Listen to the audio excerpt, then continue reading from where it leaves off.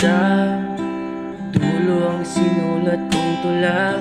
Pangarap na dapat para sa ating dalawa, naputol bigla, pigilan di magawa.